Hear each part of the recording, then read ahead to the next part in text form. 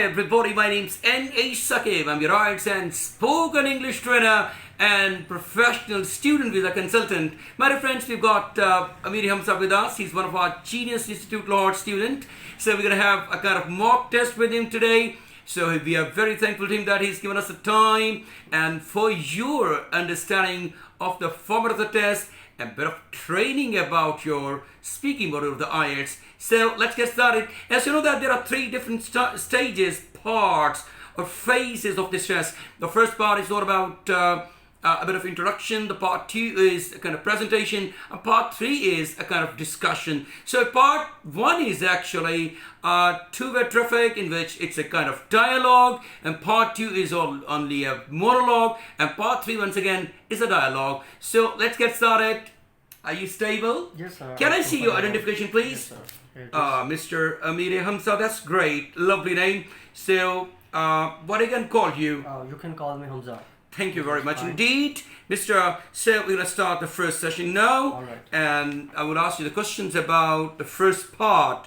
Which instrument do you like listening most and why? Well, I like to listen to flute. It's so amazing, and it's when you listen to it for a second, you just escape the reality, and you are just in some other world, and it's a really kind of a great instrument that I listen mostly. And have you ever learned to play musical instrument? Which one? Well, literally not professionally, but once back at times when I was in school, my school teacher he used to play piano, so I watched him and learned few tones from him. That's lovely. And do you think children should learn to play a musical instrument at school? Well, it's not that important, but I reckon that apart from educational activities, such kind of co-curricular activities should be part of the school criteria, and they must be taught something other than education. It's a good thing. Absolutely. There's no harm if the Yeah. students learn at school. And how easy would it be to learn to play a musical instrument without the teacher's help, and why? Well, I believe teachers are the backbone of the society. They are the pillar of the society, and everything revolves around them. So it's so important that you learn from the teacher other than yourself, and it will teach you the technicalities and the depth better other than you learn it yourself. Absolutely. And what do you do in your free time? Well, I do certain activities, but mostly I like to play video games on my PlayStation. Whenever I get free time, I just play the games, and it's just an escape for a second for your hectic routine, and that's what I do mostly. So why do you prefer playing video games? Why not listening to music, hanging out with friends? It's totally depends on like I am very fond of video games. I like to play video games most of the times. I have been playing since my childhood. So that's what I like to do, and it's just I feel at home like playing video games. I feel really comfortable, and I feel relaxed. That's lovely. No doubt about that. You play video games and Yes. you feel relaxed. Yes. And do you do these activities, for example, playing video games alone, or you happen to involve your friends along with it? Well, mostly I'm alone because the time when I'm free, my friends are not free, so I have to keep in view their schedule. So I play alone, but if they have time, I call them, they join me and we play together. There are several games that are multi-controlled, and they are dual games that we have to play. That's lovely. And how important it is to have free time in your country?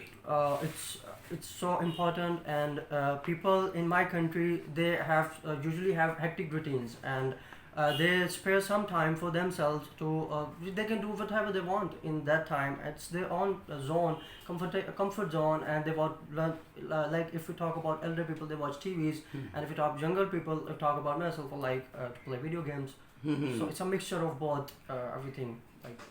Undoubtedly. Yes. And the free time activities of children, adults, and old people are different in any way?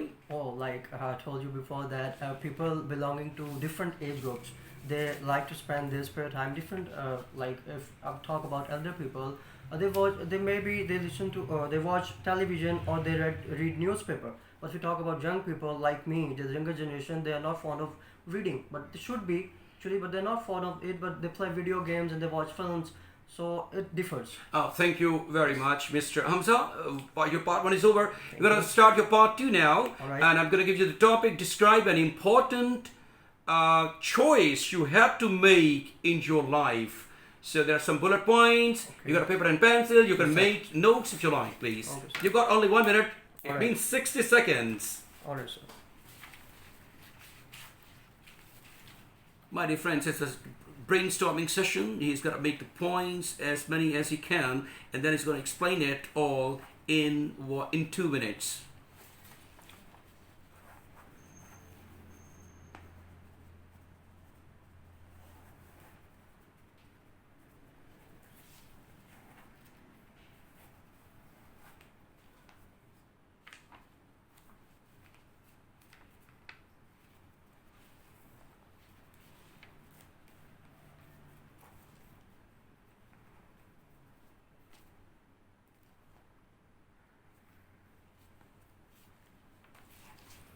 Okay, your time's up. You will start speaking now, please.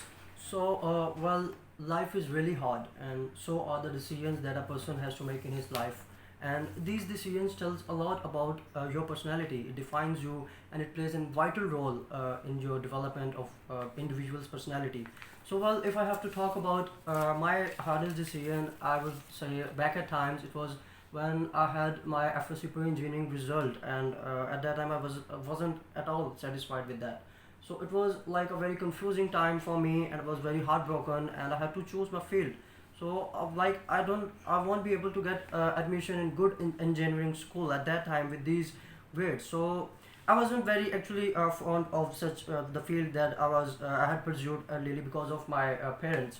But later on, I somehow gathered the motivation to talk to my parents. I went to them, and I spoke my heart out in front of them, and luckily they were very supportive. My father, I was privileged enough to have such a supportive father. He just motivated me, and he's supported my decision. So I decided to take admission in Bachelor's of Mass Communication, which was alternate field, total.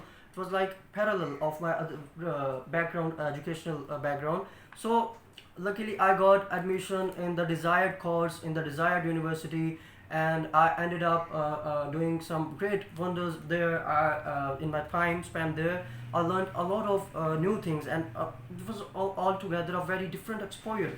I haven't seen this kind of interaction with some international students, and then performing in front of camera. Oh my god, what that was a very it was a very sweet gesture for me to act in front of camera. I was very I was actually interested in this kind of field. So I was privileged, and I was luckily, and for with God's help, I ended up securing good GPA at the end when I look back now. And if I say that my decision was good enough or not, but I'm very happy and very satisfied that I made this decision and I changed my field.